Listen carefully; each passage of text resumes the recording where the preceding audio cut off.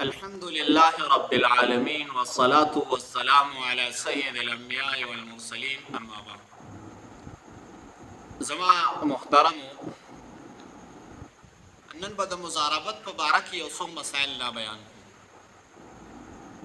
د ټول نه مخکې خدا خبره اوري چې دا مزاربت ویل کېږي څه ته.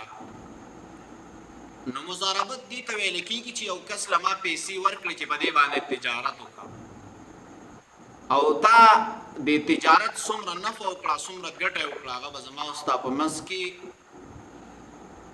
شریک وي، یعنی زما او ستا به نیمه وي. نو دا جایز دی، دې ته مزاربت ویل کېږي. خو د دې دپاره یو څو شرطونه دي، که دا بیعه که دا مزاربت د دې شرطونو موافق وي نو جایز دی، او که د دې شرطونو خلاف وي یعنی د دې مزاربت خلاف وي دا شرطونه، نو بیا جایز نه دی بلکې دا فاسد دی، دا بیعه دا معامله دا فاسد.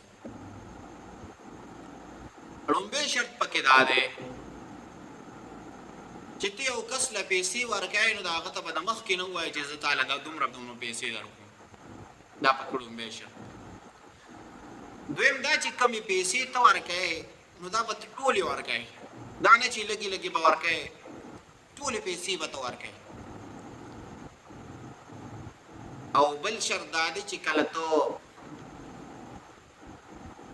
تقسیمول کوي یعنی کله کوم نفع وکړي نو د دې نه مخکې دا بیان پکار دی چې ستا به څومره حصه وي او زما به څومره حصه وي، د دې بیان پکار.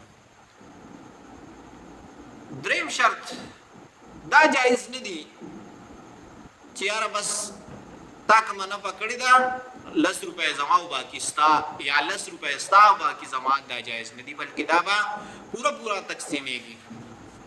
مثال کې 10 روپۍ وګټلې نو 15 به د یو شي او 15 به د بل شي.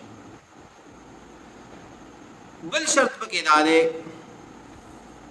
که چېرته دی تاجر نفع وکړله نو دا خو به تقسیمېږي، د دې هغه ګټه به تقسیمېږي. خو که چېرته د نقصان وکړو او یا د څه نفع ونه کړه ګټه یې ونه کړه سر په سر راغی نو دی د مالک نه د پیسو ډیمانډ نشي کولی چې ماله ته د خپل د ذاتي پیسو نه پیسې راکړه. نه، که د نفع وکړه نو د پیسې شته، که نفع ونه کړه نو پیسې د ده نشته. بل شرط پکې دا دی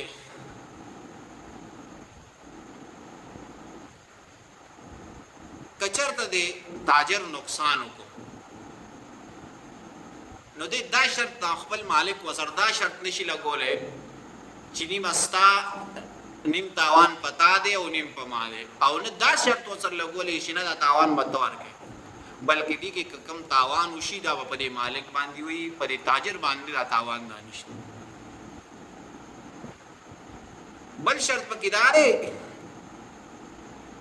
که چېرې دې تاجر ته ووایي چې یاره دې کې به در سره خیر دی زه به در سره هم دا کار کومه نو دا هم فاسدېږي، دې سره دا معامله. یا به تا سره زه یو کس مقررومه دا دې سره هم دا معامله دا فاسدېږي. یا دا مالک ځان له یو کس نوکر ونیسي په پیسو باندې چې یاره ته دا پیسې تاله به زه تنخوا در کومه او ته زما دپاره تجارت دا کوه نو دا جایز دی. خو که چېرته د ده دا نفع کمه وي او د ده دا تنخوا زیاته وي نو بیا به دې په تنخوا باندې نه وي بلکې دا نفع به د سره شریکېږي. دا نفع به چې کومه دا تجارت کومه نفع وکړي، دا کومه پیسې کومه ګټه وکړي، کومې پیسې وګټي نو دا به 2 حصې کېږي، یو به د مالک وي یو به د تاجر وي، دله او بیا د تنخوا نه ورکړي. نو دا یو څو مسایل دي چې اکثر خلک په دې باندې پوهېږي نه او خپل مس کې چې دی داسې قسمه شرطونه لګي. او اکثر زموږ په معاشره کې چې پیسې ورکړي هلکه زه تاله د پیسې در کوم د تجارت خو ګټه تاوان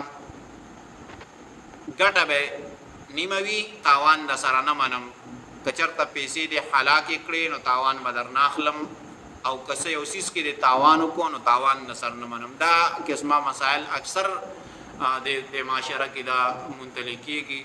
نو هر یو کس له پکار دي چې داسې قسمه خبرونه ځان خبر کې نور مسلمانانو ته دا بیان ضرور ورسي چې دا مسائل واوري الله تعالی په تاسو لوم په دې باندې نیکي درکې او چې کم خلک واوري هغه ته هم الله تعالی نیکي ورکي او دا نور مرګرو سلام ضرور شیر کوي چې هغه د دې خبرونه خبر شي. جزاکم الله احسن.